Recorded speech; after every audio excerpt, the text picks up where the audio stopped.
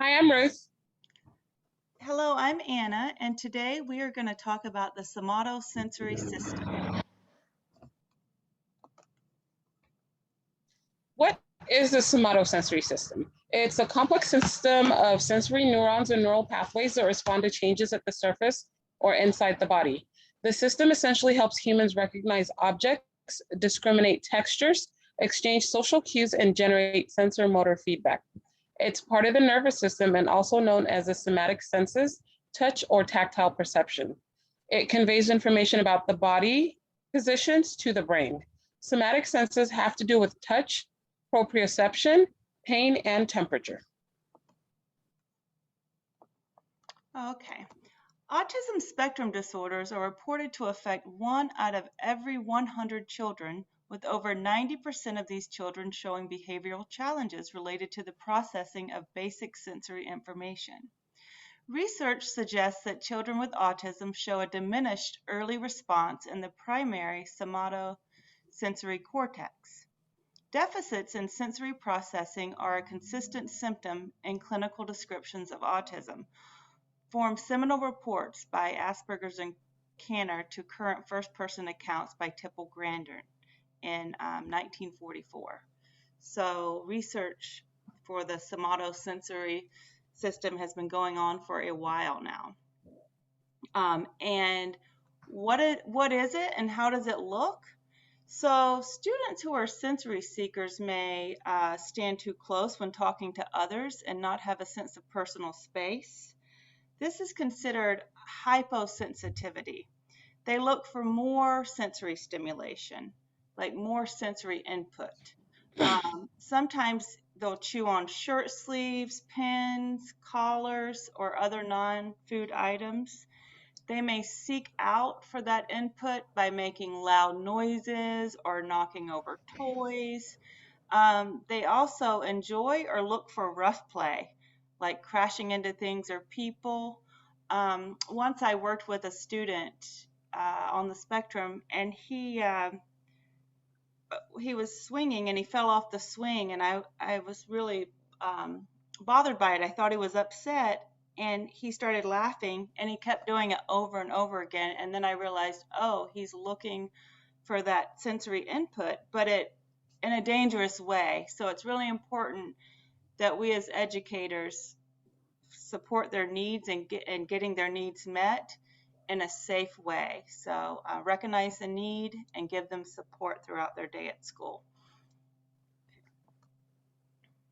Sensory avoiding, what is it and how it looks?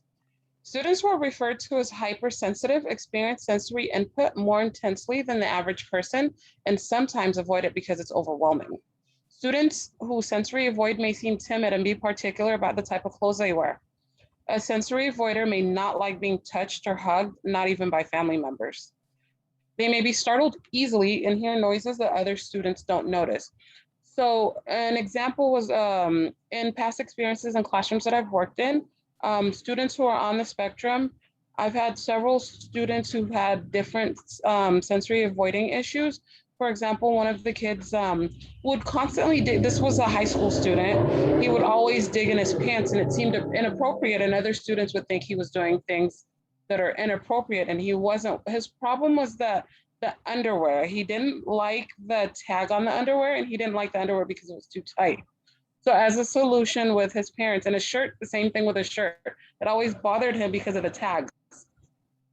So one of the solutions that we came up with as parents started buying tagless shirts and tagless boxers, because boxers were looser than underwear, so it wouldn't be as tight and wouldn't make him as uncomfortable. So that touch part of it. Another student was the sound. So as a solution, anytime where sounds that seemed typical to other students in the classroom, but it was too much for him, it was overwhelming, he would ask to work in another room next door or just right outside the classroom. Perfect. Teacher supports. Okay, so this is a picture here that shows many teacher supports that could be given to your student throughout the day, or like Ruth said before, it's important to normalize these sensory processing disorders by integrating them with the whole class, put them in the whole class climate, right? So what's an example of that, Ruth? How could we do that? Um, Alternative seating arrangements. So, for example, if one student used a yoga ball to sit, maybe all the students want to try it out. And if any student that didn't need it really didn't like using it, then they can use a normal chair, but everybody would have a yoga ball and would have access to one. Perfect. Just like we see here. So these are accommodations and adaptations in the classroom environment. I mean, you can provide them. They can choose. It's always important to give the students choices when it comes to their needs. Um, there's also pillows. I like down here on the slide on the left how they have pillows under their knees. Some students are in chairs, some students are standing, some have pillows. Um, Dry brushing is also an effective tool. You could just keep the dry brush in the student's desk or in all of their desks and just have like a dry brush break, 1 minute dry brush break. Those are just some ideas. Specialized equipment and adaptive devices. So sensory tools that are naturally embedded in the existing classroom are more likely to be used by more than just your sensory child, therefore decreasing the social stigma of needing something different. So some of the things that you can do in your classroom, you can have flexible or alternative seating to allow for movement because some students require movement. You can have heavy work activities to provide proprioceptive input that has a calming, organizing effect on the students. Manipulatives are often used as multisensory ways to teach concepts. So during math class, generally is a subject that they use a lot of manipulatives, but also in science. And you can use manipulatives in just about any subject if you just get creative.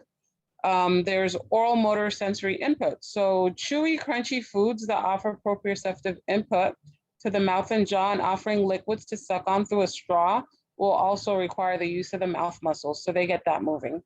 Um, then there are the kids who sensory avoid.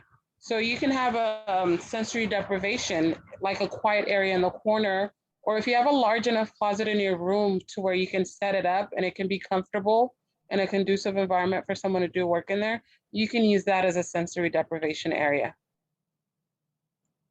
Perfect.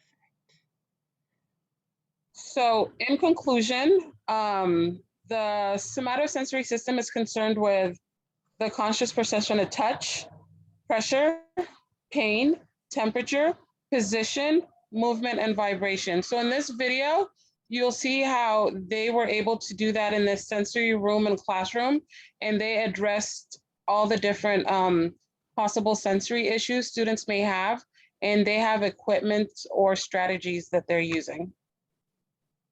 Perfect.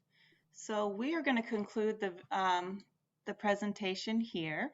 We don't want to go on over and over like 10 minutes. So But please watch the video. It's really good. please watch the video. You'll get a lot of ideas for your classrooms. And thanks for your time and have a wonderful day. Okay.